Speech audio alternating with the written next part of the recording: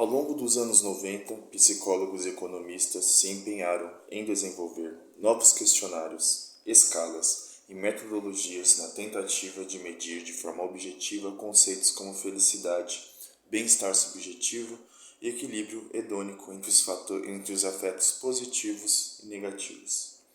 O Inventário de Felicidade de Oxford, a escala de satisfação com a vida, a tabela de afetos positivos e afetos negativos, o método de amostragem de experiências e o método de reconstrução do dia são alguns dos exemplos mais conhecidos. Aparentemente, os psicólogos e economistas demonstraram duas coisas com essas metodologias. De um lado, que a qualidade hedônica da felicidade era dotada de uma ancoragem objetiva, já que os níveis de felicidade podiam ser comparados empiricamente, medidos de forma precisa, como variáveis à quantidade relativa de prazer em comparação com a dor, de modo a não serem completamente relativos. E de outro, que a felicidade era questão de frequência e não de intensidade. A intensidade não viria a ser desconsiderada de todo, porém.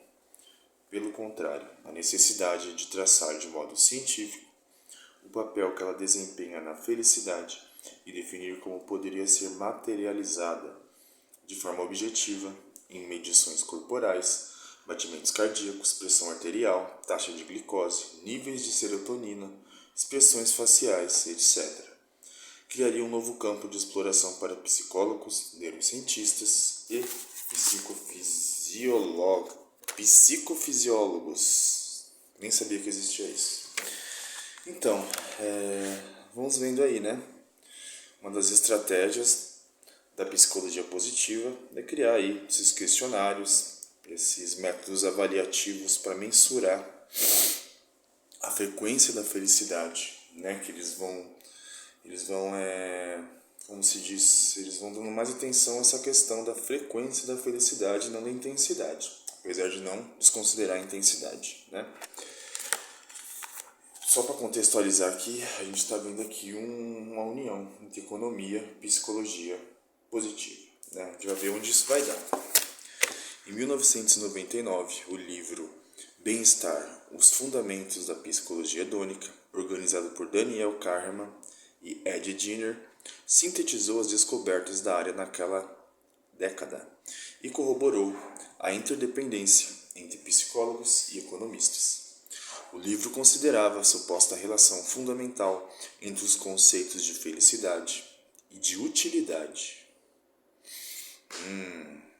Então a felicidade pode ser útil, ao mesmo tempo que, visando legisladores, encorajava nações a monitorar o prazer e a dor por meio de novas metodologias que poderiam complementar indicadores sociais já existentes para avaliação das políticas públicas.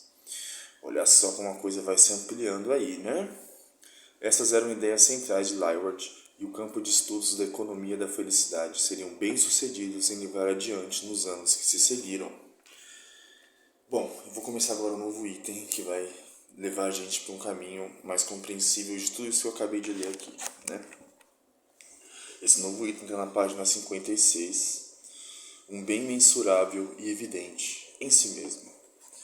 Em 2014, as estantes das livrarias acolheram um título improvável, escrito por alguns economistas sob a liderança de Richard Lyward. O livro é Desenvolva-se, o poder da terapia psicológica. O volume foi apresentado como um libelo a favor de um maior investimento público em terapias positivas de bom custo-benefício, voltados a acabar de uma vez com todas com a praga da doença mental que assolava as sociedades modernas. Uma visão bem reduzida, né? Claro que a gente tem mazelas sociais, claro que o sofrimento psíquico é inerente a nós seres humanos. Eles vão levando essa ideia de psicologia, economia positiva para o âmbito da política pública, para o âmbito social. Só que assim, vejam só como é construído as coisas, né? A ideia era investimento em terapias positivas, de bom custo-benefício, claro, para acabar com a praga da doença mental. Como se a doença mental fosse um vírus, uma praga, algo que se combate com reforço de felicidade, com insistência de felicidade, né? Poderiam pensar em criar estruturas, criar, como se diz, oportunidades, criar meios, instrumentos para que a sociedade esteja mais satisfeita com a vida, né? Empregos dignos, políticas públicas para quem muito precisa. Então, a gente vai vendo aqui o tipo de ideia que se vai se construindo, né? Faz pensar muito naquela coisa de culpar o termômetro pela febre, sabe? Se há doença mental é porque as pessoas não são felizes. Uma ideia bem simplista, né? Então vamos aí investir em psicologia positiva para esse povo, né? Em vez de pensar em outros métodos mais eficientes. Mas não é de interesse. De novo, a quem interessa psicologia positiva. Por isso eu pergunto. Daniel Kahneman o endossou como uma história inspiradora de sucesso, com uma mensagem envolvente. É curioso que no último vídeo, os próprios psicólogos positivos, eles rejeitam a ideia de que há um padrão específico de se trabalhar a felicidade, de se pensar a felicidade, ao mesmo modo que eles insistem em histórias inspiradoras de sucesso, histórias únicas que são universalizadas. Então assim, e aí? E aí, como é que fica? Né? Seligman também o cobriu de elogios. Este é simplesmente o melhor livro já escrito sobre políticas públicas e saúde mental. Uau! O livro, no entanto, não trazia nada de novo, só para variar, né? No momento de sua publicação, a felicidade e a saúde mental positiva já estavam no topo da pauta política de muitos países, incluindo Estados Unidos, Chile, Reino Unido, Espanha, Austrália, França, Japão, Dinamarca, Finlândia, Israel, China, Emirados Árabes Unidos e Índia. Vejam só como se expandiu, né? A ideia de incrementar nas políticas públicas essa ideia de felicidade, de política, de psicologia da felicidade, economia da felicidade. Os economistas da felicidade e os psicólogos positivos desempenharam um papel fundamental nisso tudo, já que ambas as áreas começaram a ganhar tração acadêmica e política no começo dos anos 2000. A crise econômica de 2008 se encarregou do resto. Importante isso, né? Vamos ver o contexto histórico. Para quem não sabe, 2008 aí teve uma grande crise econômica que vai determinar muitas questões aqui, os caminhos dessa psicologia positiva e do neoliberalismo. Depois do derretimento econômico global, mais e mais países que se aconselhavam com esses profissionais pensaram que poderiam muito bem usar indicadores de felicidade para verificar-se. Mesmo com o continuado declínio dos índices objetivos de qualidade de vida e de igualdade, as pessoas ainda se sentiam bem. Os pesquisadores da felicidade logo ofereceram respostas, olha só, né? Eles têm as respostas, ou acreditam que têm, né? Sustentando que ela era uma unidade precisa para medir o bem-estar sentido e percebido pelos cidadãos. Redundância, né? Assim, em oposição a índices concretos e objetivos de progresso econômico e social, de repente pareceu uma boa ideia que índices mais flexíveis e subjetivos como felicidade fossem utilizados para uma análise mais detalhada e certeira da sociedade. O quanto uma sociedade é feliz, né? Olha que preocupação temos aí, né? De novo, né? Não é contra a felicidade. Só acho que se atropela muitas ideias aí e existem interesses de certas pessoas, certas instituições, né? Se as pessoas diziam ser felizes, então não havia muito com o que se preocupar. Afinal de contas, não seria a felicidade o verdadeiro e definitivo objetivo da política? Algo a ser priorizado em detrimento da justiça e da igualdade? Me parece muito estranho, né? Assim, a gente usa o parâmetro, a felicidade é importante e ela vai guiar e vai ser priorizado em detrimento da justiça e da igualdade, né? Não sei, penso que a justiça e a igualdade vêm primeiro, né? Depois a gente pensa em felicidade, mas os interesses políticos ditam outras regras, né? A gente gente vai ver aqui. O Chile foi um dos primeiros países a se juntar a essa iniciativa, talvez para testar se, entre aspas, a doutrina do choque,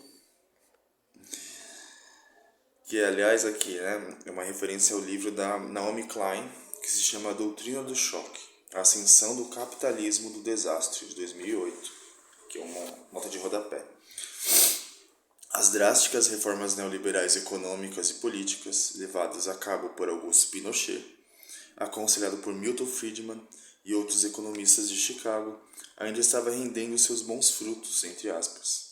Logo depois, os conservadores David Cameron e Nicolas Sarkozy fariam o mesmo, e ambos determinariam que seus respectivos serviços nacionais de estatísticas começassem a colher informações sobre a felicidade do povo. E se fosse no Brasil hoje, hein? Como que seria a gente for pegar informações sobre a felicidade do povo? É um dado complicado, porque penso eu, posso estar equivocado, que muita gente se diria feliz, apesar de ferrada, para não dizer outra coisa aqui, né? Porque é exatamente disso que a gente está falando, né? Que a felicidade se tornou um conceito moral. Ser uma pessoa feliz se tornou uma questão moral, né? Também. A ideia era introduzir o conceito de felicidade interna bruta. Putz, vocês conhecem o PIB, né? Que é o... como que chama? Meu Deus. Que mede o Produto Interno Bruto. Aqui eles estão com a ideia de priorizar o FIB. A sigla que eles trazem, conceito de felicidade interna bruta. E como um indicador que fosse além do Produto Interno Bruto. Meu Deus. Realmente a felicidade é tratada como moeda, como questão de valor, questão de produto, né? Assim como de suas extensões, como medida de bem-estar econômico, aspectos econômicos de bem-estar, índice de bem-estar econômico sustentável ou índice de desenvolvimento humano, a fim de medir a eficiência política e o progresso nacional. A partir de 2008, todos os países interessados na felicidade e na saúde mental positiva começariam progressivamente a abraçar, em maior ou menor grau, esses tipos de iniciativa. Eles colocam aqui na mesma chave felicidade e saúde mental positiva. Saúde mental positiva, isso mesmo, né? Já se é questionável a existência de uma saúde mental, né? A gente fala do campo da saúde mental pensando cuidados psíquicos, né? Biopsicossociais, né? Agora, saúde mental positiva, eles vão criando aí um novo tipo de conceito para vender, né? Para vender saúde mental positiva e felicidade na mesma chave, né?